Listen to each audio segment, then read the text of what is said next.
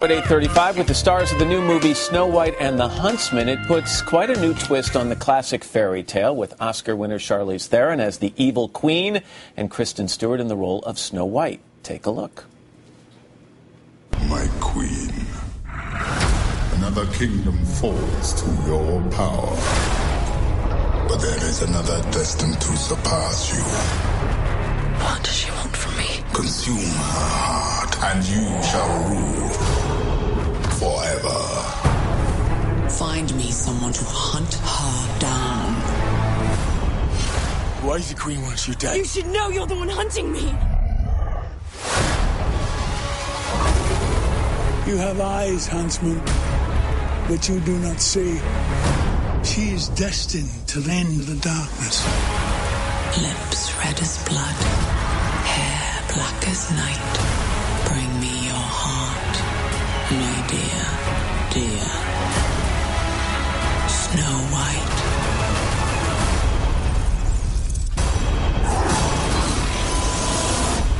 Let them come. Charlize Theron and Kristen Stewart. Ladies, good morning to both of you. Good morning. Note to self, don't take my 5-year-old to see this, I have a feeling.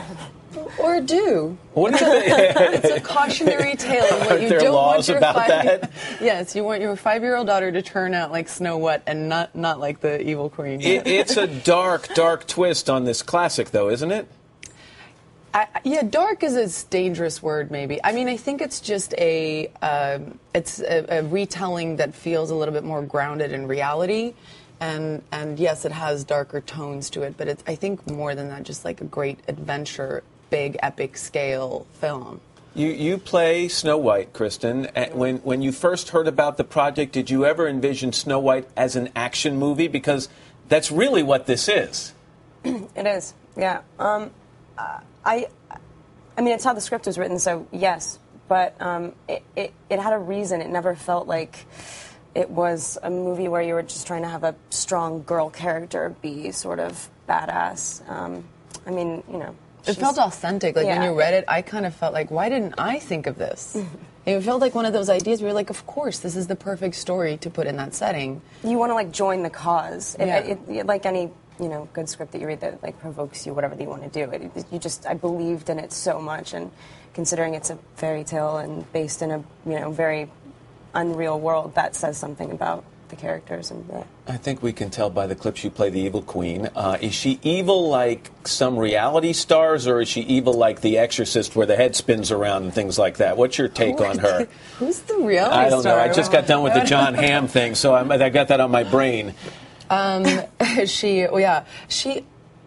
think there was in broad strokes, we were all interested in wanting to be a part of this film because it was taking something that's iconic, that everybody has an opinion of, and how do you turn that upside down? And that's how I felt about the character. I felt like everybody has such a clear opinion or idea of what they think this fairy tale character is.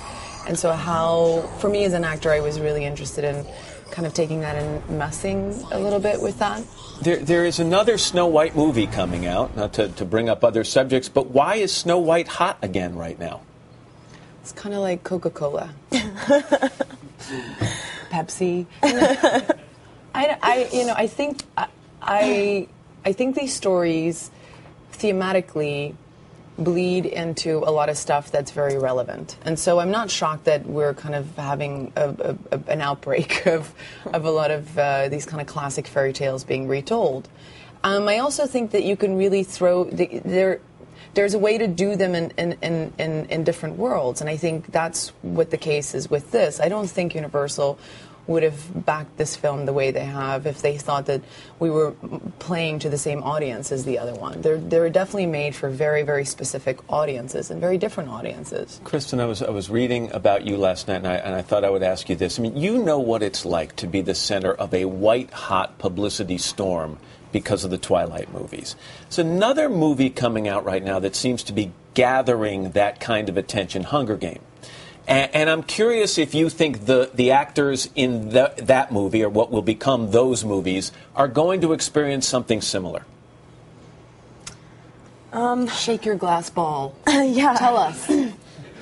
I don't know. I mean, I hope so, just on the level just that yes, it gets very crazy, and instantly the question is like, are you going to be able to handle it? Is this something that you want? Blah, blah, but you look at those actors and you kind of can tell why they're doing what they're doing, and it's so obvious that no one signed on to that project to do the next big thing, and I think that that's the coolest way to see something get big, and hopefully I would love them to be happy in doing what they're doing. I can't wait to see the movie.